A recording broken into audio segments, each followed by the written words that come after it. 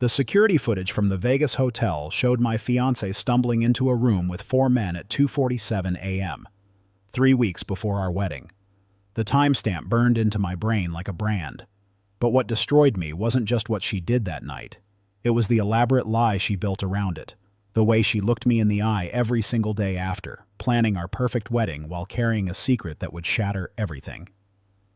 My name is Jordan Matthews, and this is the story of how I disappeared 48 hours before walking down the aisle and what happened when everyone realized the groom wasn't coming back. I'm 32 years old, been working as a software engineer for TechCore Solutions for the past 7 years. Good salary, stable career, the kind of life where you think you've got everything figured out. I met Ashley Brennan 2 years ago at a mutual friend's barbecue. She was 28, working as a marketing coordinator for a boutique advertising firm downtown.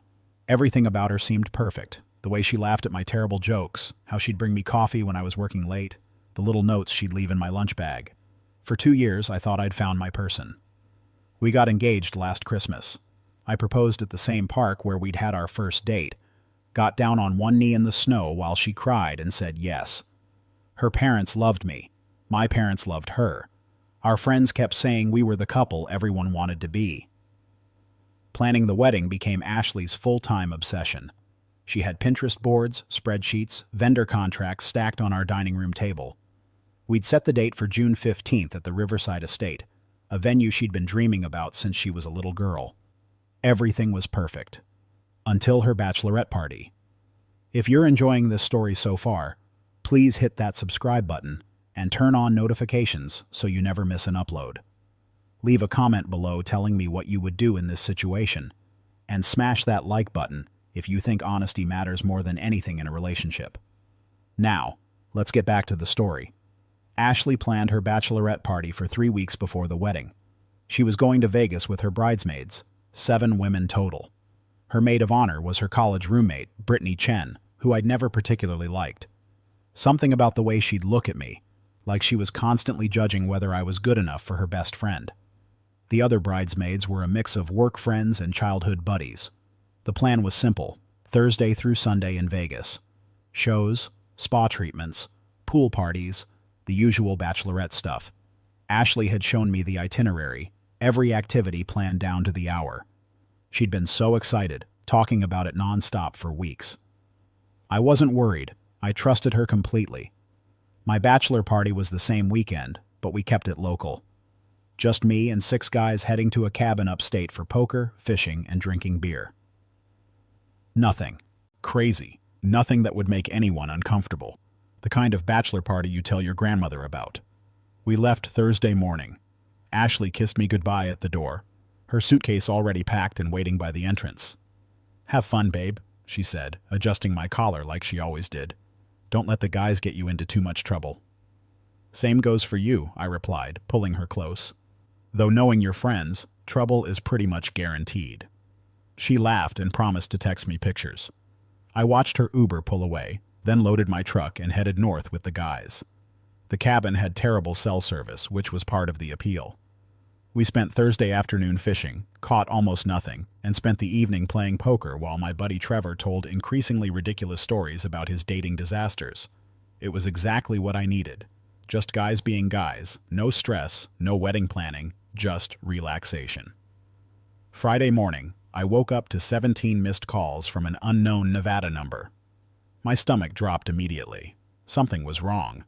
You don't get 17 calls from Vegas at 3 a.m. unless something went seriously wrong. I stepped outside onto the cabin's porch and called the number back, my hands already shaking. "Mr. Matthews?" A professional female voice answered. "This is Linda Morrison with Desert Springs Hospital in Las Vegas. We have an Ashley Brennan here who listed you as her emergency contact." My heart stopped. "Is she okay? What happened?" "She's stable," Ms. Morrison said carefully. "She was brought in early this morning with alcohol poisoning. We've treated her and she's recovering, but we need someone to pick her up and make sure she's not left alone for the next 24 hours. "I'll be there in 6 hours, I said, already calculating the drive time from upstate New York to Vegas. "Can I talk to her? She's sleeping right now, but I can have her call you when she wakes up." I hung up and immediately started packing. Trevor tried to convince me to fly instead of drive, but I needed the time to process. Ashley had alcohol poisoning, serious enough to be hospitalized. What the hell had happened at that bachelorette party? The drive to Vegas was the longest 6 hours of my life. Ashley called me around 10 a.m. from the hospital, her voice weak and apologetic. "Jordan, I'm so sorry," she said, and I could hear she'd been crying. "I don't even remember what happened. We were at this club, and Brittany kept ordering shots, and everything just got out of control." "It's okay," I told her, though anxiety was eating me alive. "The important thing is you're safe. I'm about 2 hours away." "Thank you for coming," she whispered. "I love you so much." "Love you too, babe. Just rest." I picked her up from the hospital at 2 p.m. She looked terrible, pale, exhausted, wearing yesterday's club clothes with a hospital wristband still attached. The nurse gave me discharge instructions and a stern warning about monitoring her fluid intake. "Where are your friends?" I asked as we walked to the rental car I'd picked up. Ashley's face went tight. "They're at the hotel. I told them not to come. I just want to go home." We drove straight to the airport and caught a red-eye back to New York. Ashley slept most of the flight, her head on my shoulder. I spent those hours staring at the seat in front of me, trying to ignore the nagging feeling that something wasn't adding up. Ashley was a responsible drinker. She knew her limits. What had happened to make her end up in the hospital? When we got home Saturday evening, Ashley went straight to bed. She slept for 14 hours straight while I sat in the living room, scrolling through her social media. The other bridesmaids had posted photos from the trip. Pool parties, dinner at expensive restaurants, club photos where everyone looked like they were having the time of their lives. But there was a gap. Thursday night's photos stopped around 11 p.m., then nothing until Saturday afternoon when they posted pictures from brunch, an entire day missing from the social media record. I told myself I was being paranoid. Ashley had gotten too drunk, that's all. It happens. We'd laugh about it someday, tell our kids the story of Mom's wild bachelorette party that went a little too far. But I couldn't shake the feeling that I was missing something important. Ashley recovered over the next few days, but she was different. Quieter. She'd stare off into space during conversations, jump when I'd enter a room unexpectedly. When I asked if she was okay, she'd smile and blame wedding stress. The other bridesmaids returned Sunday night, and I expected Ashley to debrief with them like she always did after trips. But she didn't. She ignored calls from Brittany, sent short text responses to the group chat, and refused to look at the photos they kept sending. "Ash, are you mad at your friends?" I asked Tuesday evening while we were addressing wedding invitations. "No," she said quickly. Too quickly. "I just need some space from the Vegas chaos. Wedding planning is stressful enough without rehashing the trip. Did something happen that you're not telling me?" She looked up at me then, and for just a second, I saw something in her eyes. Fear, maybe, or guilt. "Nothing happened, Jordan. I just drank too much and made a fool of myself. Can we please drop it?" I dropped it, but I didn't stop thinking about it. Wednesday afternoon, a package arrived at our apartment. No return address, just my name written in careful print. Inside was a USB drive and a handwritten note. "Jordan, I'm sorry you have to find out this way, but you deserve to know the truth before you marry her. What's on this drive happened Friday night in Vegas. The hotel security footage is time-stamped. I'm not trying to ruin your life. I'm trying to save you from making the biggest mistake of your life. A friend." My hands shook as I held that USB drive. Part of me wanted to throw it away, to trust Ashley, to believe that whatever was on there was either fake or taken out of context. But a bigger part of me needed to know. I waited until Ashley left for work Thursday morning. Then I plugged the drive into my laptop. The file was labeled Desert Palms Hotel Security Cam 3, June 2nd, 2:15 a.m. to 4:30 a.m. I clicked play. The footage showed a hotel hallway, the timestamp clearly visible in the corner. At 2:47 a.m., the elevator doors opened. Ashley stumbled out, clearly drunk, laughing with 4 men I didn't recognize. They were all in their 30s, well-dressed, obviously intoxicated. One of the men had his arm around Ashley's waist. She was leaning into him, her hand on his chest. They stopped at room 847. One of the men swiped a keycard, and the door opened. All 5 of them went inside. The door closed. My stomach turned to ice. I fast-forwarded the footage. At 4:17 a.m., the door opened again. The four men walked out first, laughing and high-fiving each other like they'd just won something. Then Ashley appeared, looking disheveled, her dress askew, her hair a mess. She stood in the hallway for a moment, leaning against the wall like her legs couldn't support her weight. Then she slid down to sitting position and started crying. At 4:31 a.m., Brittany appeared from another room down the hall. She helped Ashley up, and they disappeared back toward the elevators. I watched that footage 17 times. Each viewing felt like a knife twisting deeper into my chest. My fiancé had gone into a hotel room with four strange men at 2:47 a.m. and didn't come out until 4:17 a.m. 90 minutes. What happened in those 90 minutes didn't require much imagination. I sat there in our apartment, surrounded by wedding invitations and seating charts and Ashley's carefully organized vendor contracts, and I realized my entire life had been a lie. The woman I was supposed to marry in 2 weeks had cheated on me at her bachelorette party. Not just cheated, not just a drunken kiss or a moment of weakness. She'd spent an hour and a half in a hotel room with four men, and then she'd come home, looked me in the eye, and lied about everything. I didn't confront Ashley immediately. I needed time to think, to process, to figure out what I was going to do. That evening, when she came home from work, I acted normal. We ordered Chinese takeout, watched a movie, went to bed like nothing had changed. But everything had changed. Friday morning, I called in sick to work. After Ashley left for the office, I started gathering evidence. I made copies of the USB drive, screenshots of the relevant footage, time-stamped everything. Then I started researching. The Desert Palms Hotel in Vegas had excellent security. I called them directly, explained that I was the fiancé of a guest who'd stayed there June 1st through 3rd, and that I needed to file a report about an incident involving her.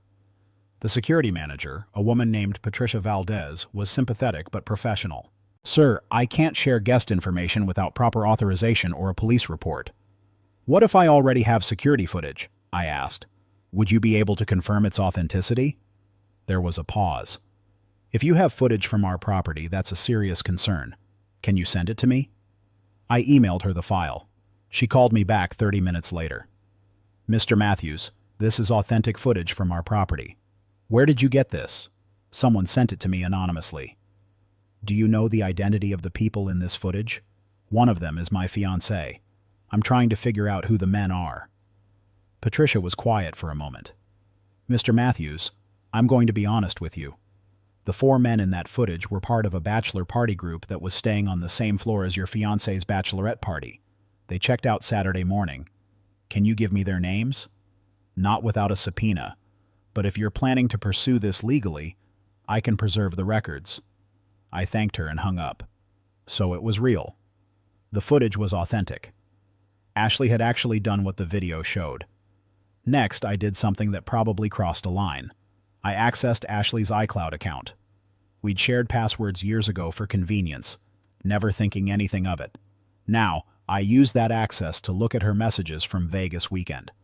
The texts between Ashley and Brittany started Friday morning. Ashley: "I don't remember anything after midnight. What happened?"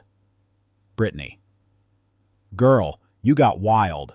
But what happens in Vegas stays in Vegas, right?" Ashley: "Britt, seriously, did I do something stupid?" Brittany: "You had fun. That's what bachelorette parties are for. Don't stress about it." Ashley: "I woke up and my dress was on backwards. Please tell me I didn't." Brittany: "Listen to me. Nothing happened that you need to worry about. You were drunk, you flirted with some guys, end of story. Jordan never needs to know about any of it." Ashley: "But I can't remember. What if something did happen?" Brittany: "Then it's not your fault because you were too drunk to consent. But seriously, stop spiraling. You're getting married in 3 weeks. Focus on that." The messages made me sick. Brittany knew something had happened, and instead of being honest, she was actively helping Ashley hide it. I kept reading. Later that day, there were messages in the bridesmaids group chat. Brittany: "Ladies, reminder that Vegas stays in Vegas. Ashley had a rough night and she doesn't need anyone bringing up Friday at the wedding. Bye, Simone, Honan, and Jessica." Agreed. My lips are sealed. Morgan. What happened to the girl code? We protect each other. Rachel. I still think she should tell Jordan. He deserves to know. Brittany. Rachel, seriously? You want to ruin their wedding over one drunk night? Ashley doesn't even remember it. There's nothing to tell. Rachel. That's not how this works, Britt. Brittany. Then, maybe you shouldn't be in the wedding party. The conversation went quiet after that. Rachel, whoever she was, had tried to do the right thing and gotten shut down.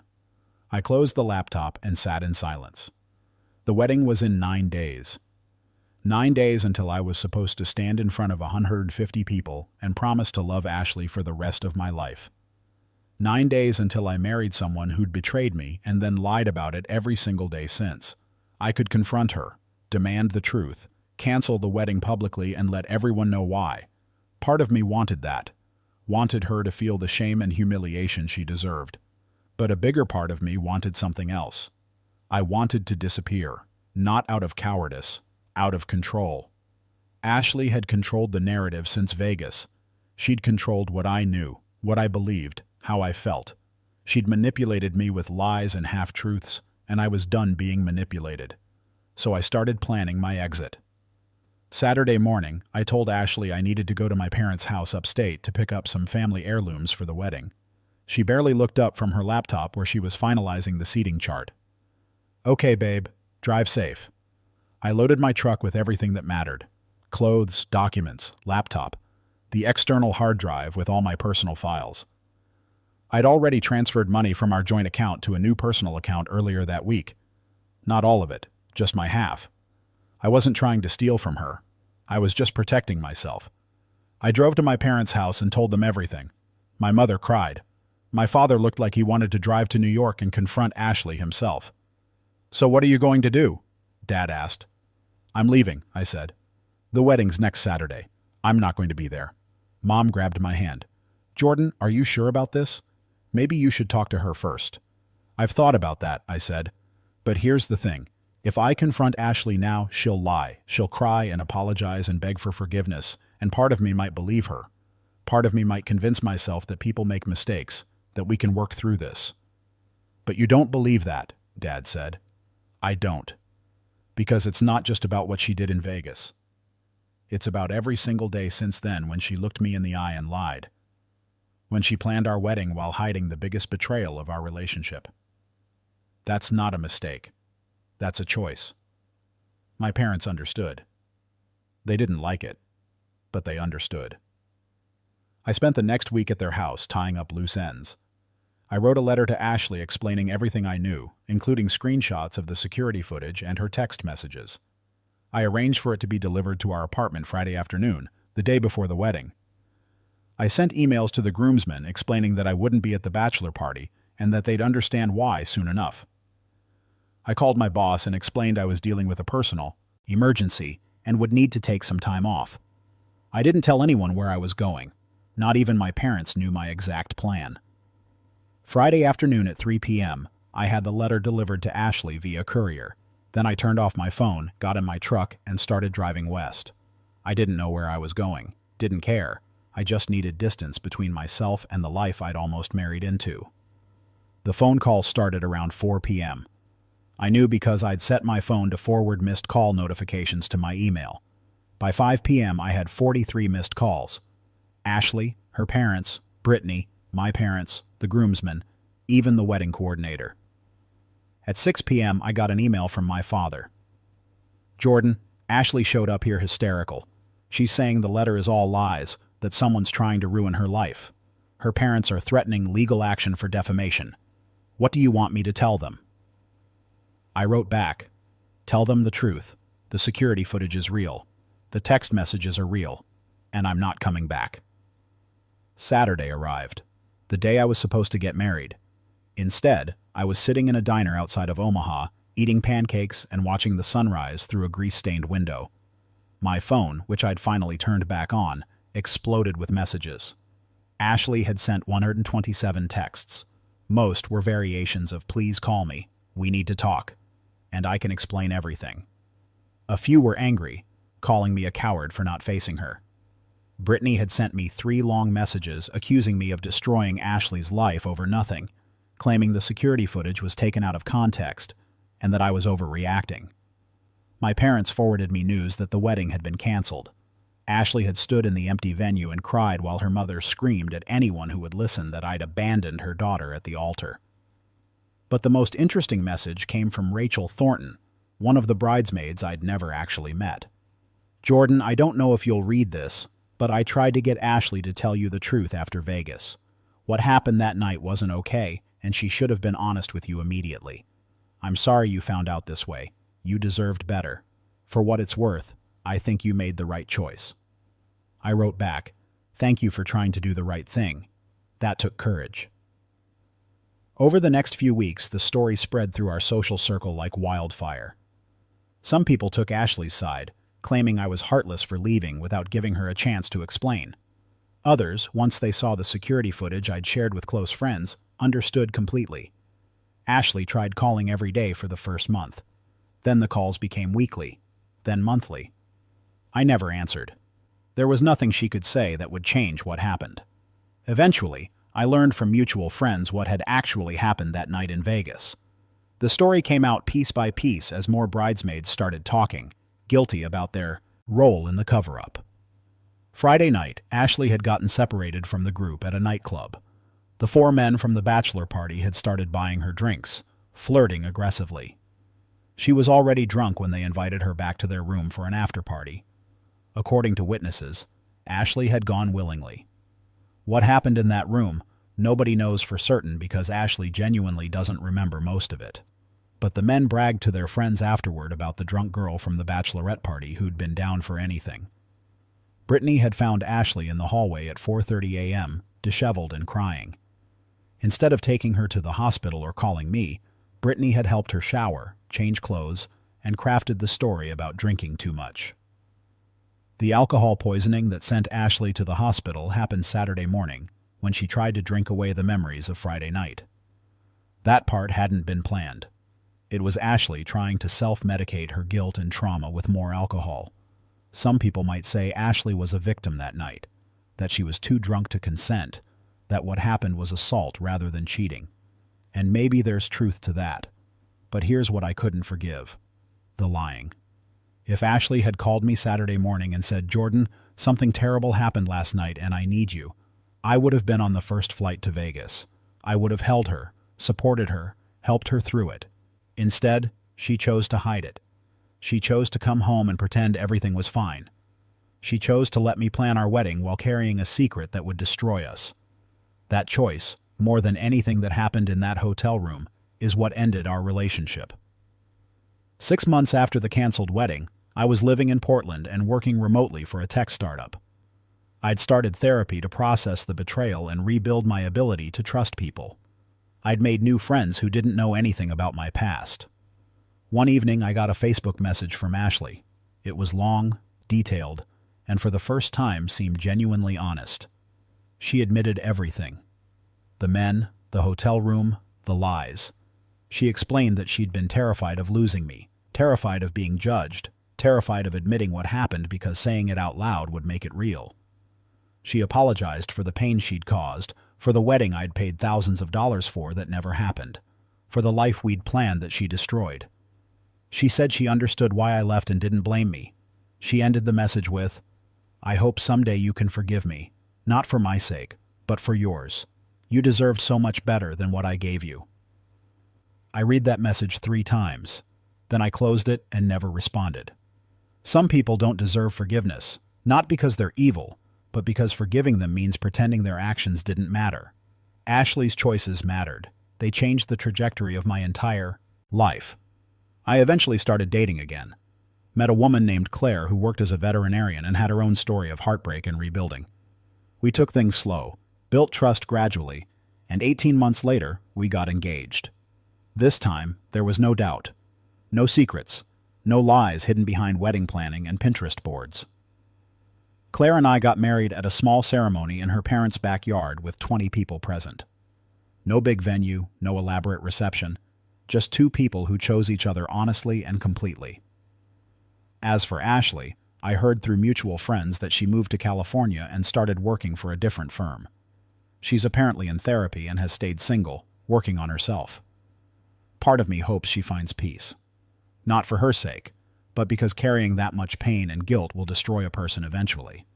But mostly, I don't think about her anymore. The day I disappeared before our wedding was the day I chose myself over someone who'd proven she'd always choose the lie over the truth. And sometimes, choosing yourself is the bravest thing you can do. If this story resonated with you, I'd love to hear your thoughts in the comments below. Have you ever discovered a betrayal that changed everything? How did you handle it? Share your story with our community, and if you haven't already, please subscribe to the channel and hit that notification bell so you never miss our next video. Thank you for watching, and remember, you deserve someone who chooses honesty even when the truth is hard.